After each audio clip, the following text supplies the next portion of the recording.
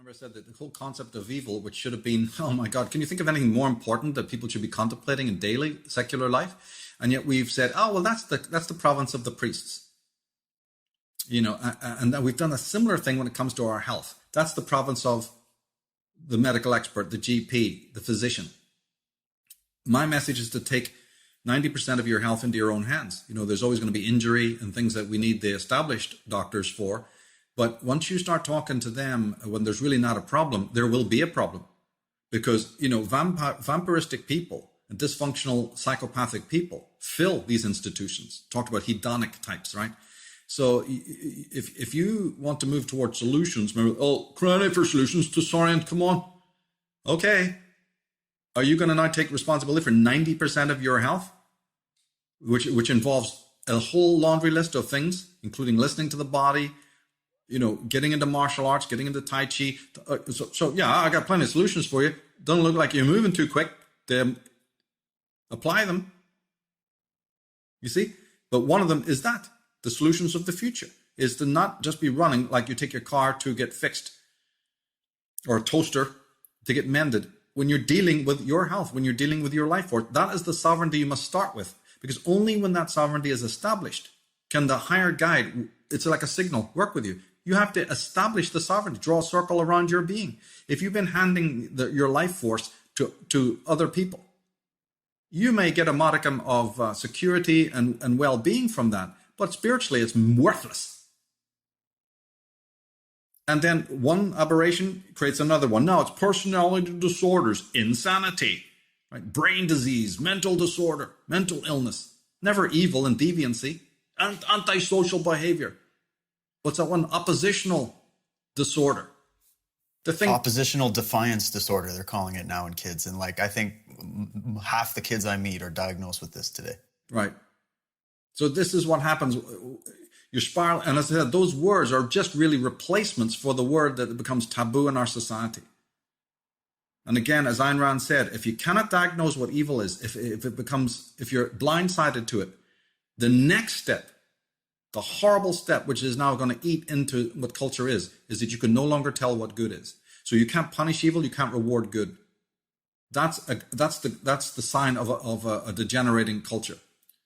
And also, as I said, it's age old. This isn't a phenomenon of the 21st century. This pathology, right? Vampirism, narcissism, this kind of deviancy, people, empty people, self-murdered people, counterfeit selves.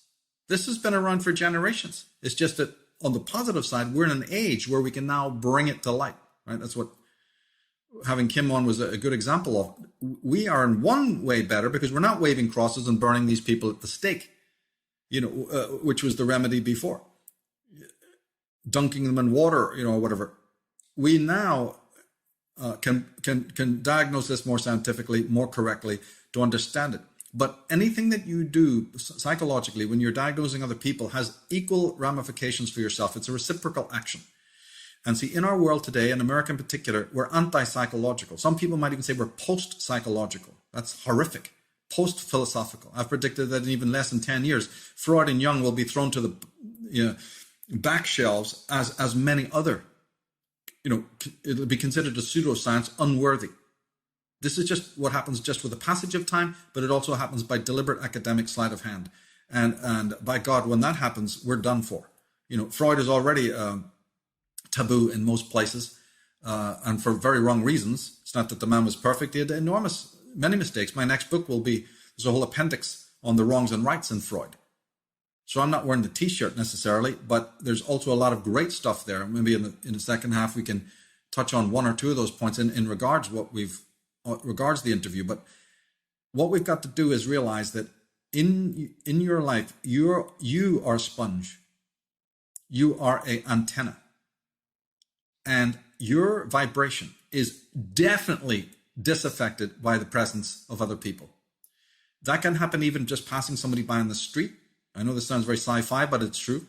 This can be done from a hug, a handshake. This can be done at sitting down at a restaurant table where you don't know what plonker has been sitting there before you and oozing all over the place. You don't know if this is a co-worker. You don't know if this is a teacher.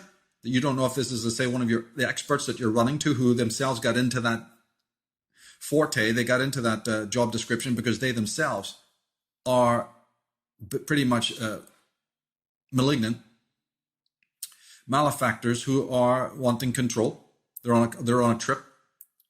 But I think that just knowing that we receive the energy of these people, one of the motives of a guy like this Kim was talking about is to sort of reduce, one of the thrills they get is to reduce a higher person to their level, and so you become flooded, and then you become emotionally dead or frozen.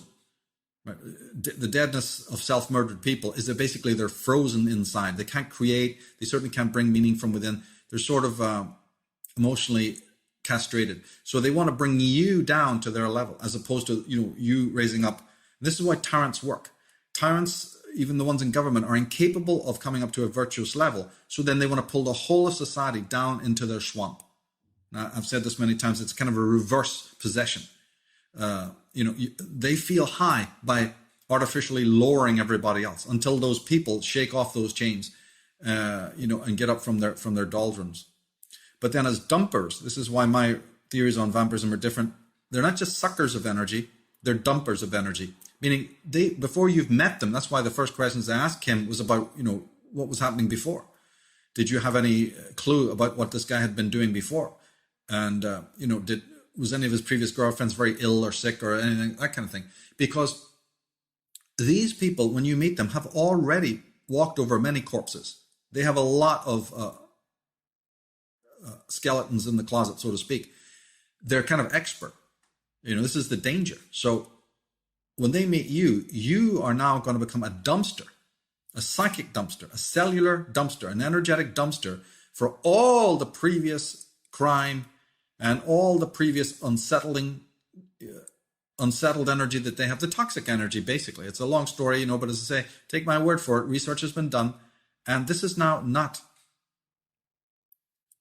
a debate. This is not a debate. On a future program, I'll have more of the facts on that. I just couldn't locate them, so quickly for this one. But there's actual scientific evidence that there's a discharge between people, and this can be very toxic and very foul. We know it as emotional courting, and that, of course, starts at childhood, doesn't it? If you didn't have an emotional courting to the mother, you couldn't live. You'd be autistic by your 6 months old. So there's an emotional courting, and that's where the focus really should be, because one of the ultimate themes of this work is to get people to not only realize what we've just said about being in a plasma of other negative people and all of that. I think that needs to be downloaded for sure. But also, equally, if not even more important than that, is to start to get people back in touch with their own emotions and their own feelings and being able to know their own moral compass. What is my natural settings? You see, not 1 in a million people know what that is. They don't know what their natural water level, emotional level is. Remember, you got fire, water, air, earth in the tarot and astrology. Well, water is emotion. These are the brushes that spirit has painted with. And as far as our culture is concerned, we're told to shut off emotions, legitimate emotions. We're really good at mimicking the emotions of others and playing an act. The parents insist upon this, that we're constantly acting as children. We're never actually really being children. Now, except for the fact that at a certain point, children do show their emotions. That's why they cry, and bawl and scream, as obnoxious as that is. And I'm sure you know all about it. But, they are showing legitimate emotion until a point comes where either gradually or quickly, depending on the parental situation, that kind of is stopped, and there's no longer this cathartic experience, which children have to go through, or an animal will go through. If it gets traumatized, it'll shake and then just go about its merry way. There's like an immediate catharsis, which is kind of good in a way. But then we learn very quickly not to do that. So one of the great goals of this subject is to let people start to find, if I'm left on my own, what are my normal emotional settings? Are they turbulent? Am I very extrovert? Or am I more introverted and calm? So that then when you find your sort of meter, where you are, where the meter is set, what level, then when some force comes in to shake it up, to change it, you know about it. And you can say, this isn't my energy, it's somebody else's. And you have to sometimes in a pathological situation, and granted those are very few and far between, and long may they be so, but in those classic